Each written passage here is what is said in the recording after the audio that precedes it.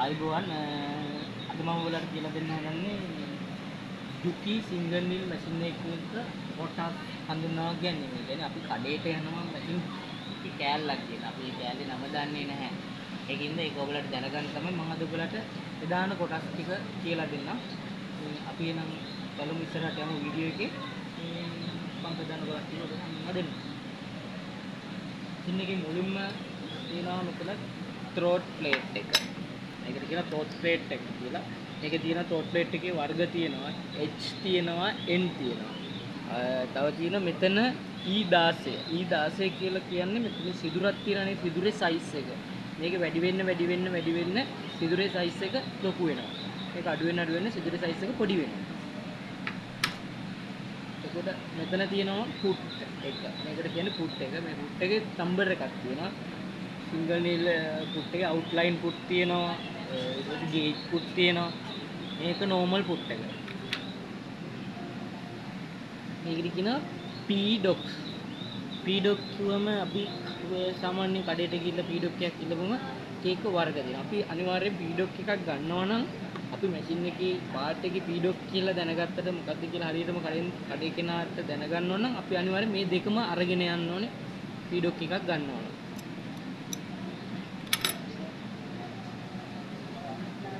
මේකට කියනවා හුක් එක කියලා.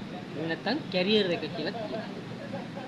හුක් එක කියනවා කැරියර් එක කියලා කියනවා. මේක සාමාන්‍යව කැරෙන්නේ නැහැ. කලාතුරකින් තමයි ඒක කෙනෙක් කැරෙන්නේ. මේකට කියනවා ෆින්ගර් එක.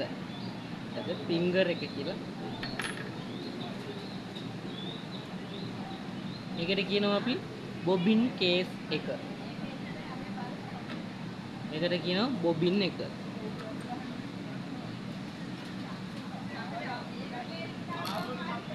එතකොට මැෂින් එකේ තව අපි මම මැෂින් එකෙන් කොටස් ගලවලා වෙන් කරගත්තේ නැහැ. වෙන් කරගත්තේ නැති කොටස් තියෙනවා. එතන තියෙනවා නීල් බාර් එක. කියන්නේ නීල් බාර් එක කියන්නේ ඉදිකටුව සවි වෙන බාර් එකට තමයි නීල් බාර් එක. මෙතන තියෙනවා පුට් බාර් එක. ඒක තමයි පුට් එක හයි කරන්නේ මෙතනින්. ඒකට මෙතන තියෙනවා ටෙන්ෂන් පෝස්ට්. ටෙන්ෂන් පෝස්ට් එක කියන මේ නූල බුරුල් තද කරන එක තමයි මෙතන. මෙතන තියෙනවා රෙගුලේටර් එක. හරි. මෙතන තියෙනවා බොබින් රිවයින්ඩර්. බොබින් රිවයින්ඩර් එක. සාමාන්‍යයෙන් මැෂින් එකක කොටස් අපි වැඩි වශයෙන් කැඩෙන කොටස් තියෙනවනේ ඒ ටික තමයි මම ඔයගලට කියලා දුන්නේ.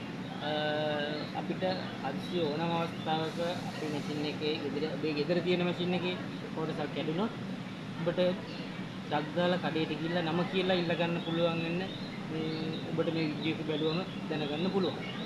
එහෙනම් බොහොම ස්තුතියි තවත් ලස්සන වීඩියෝ එකකින් අපි හමු වෙමු.